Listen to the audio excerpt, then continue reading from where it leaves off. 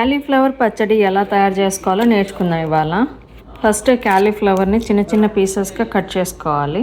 చేత్తో చిన్న చిన్న పీసెస్గా చేసుకోవాలి.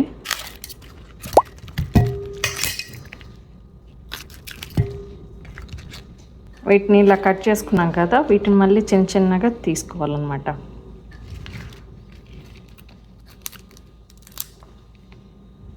ఇలాగ చిన్న చిన్న ముక్కలుగా తీసుకోవాలి. దీన్ని ఇలా చిన్న చిన్న పీసెస్గా చేసుకున్నాం కదా, దీన్ని 2-3 సార్లు నీట్గా కడుక్కోవాలి. వాటర్ అంతా పోయేంత వరకు నీట్గా ఉంచాలన్నమాట. ఒక 1 అవర్ అన్నా పక్కన పెట్టాలి.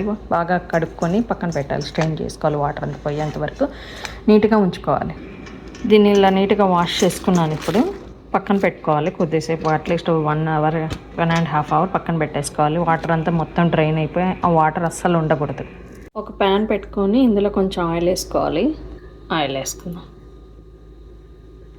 ఇది తాలింపు వేడైంది. ఇందులో కొంచెం జీలకర్ర, 2-3 ఎండుమిరపకాయలు, కొంచెం మెంతి పొడి, కచ్చపచ్చగా దంచుకున్న వెల్లుల్లి రెబ్బలు ఒక 7-8, కొద్దిగా కరివేపాకు, ఉప్పు ఇంత, పసుపు 1 స్పూన్ అండ్ 2 చిన్న స్పూన్లు, ఎండుకారం 2 స్పూన్లు, ఇంకొక 1/2 టీ స్పూన్. ఇవన్నీ నీట్గా కలుపుకోవాలి.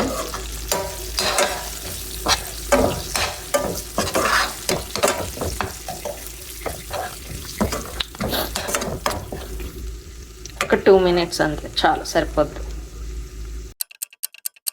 2 మినిట్స్ అయిపోయింది. ఇప్పుడు ఇది చల్లారబెట్టుకోవాలి. బాగా చల్లారాక దీన్ని క్యాలీఫ్లవర్లో కలుపుకోవాలన్నమాట. చల్లారకుండా అసలు కలపద్దు. పోపు చేసుకునే ఈ మిశ్రమం చల్లారిపోయింది. ఇప్పుడు క్యాలీఫ్లవర్ కూడా బాగా డ్రై అయిపోయాయి. అసలు వాటర్ లేదు, మొత్తం నీట్గా డ్రైగా ఉన్నాయి. దీన్ని ఇప్పుడు ఈ క్యాలీఫ్లవర్ ముక్కల్ని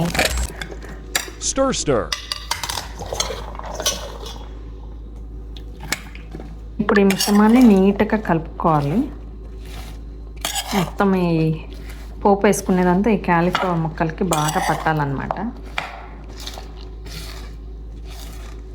ఇప్పుడు ఈ మిశ్రమం అంతా క్యాలీఫ్లవర్కి బాగా పట్టేసింది.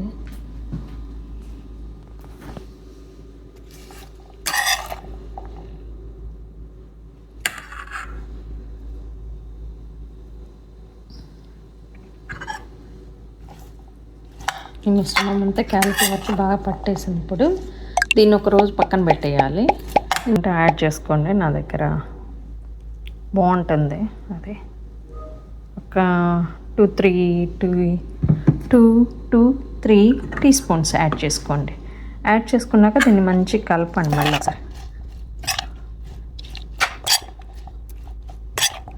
క్యాలీఫ్లవర్ పచ్చడి రెడీ అయిపోయింది. ఇది నిన్న పెట్టాను నేను. ఇది ఇవాళ దీన్ని ఒక బౌల్లోకి తీసుకుందాం.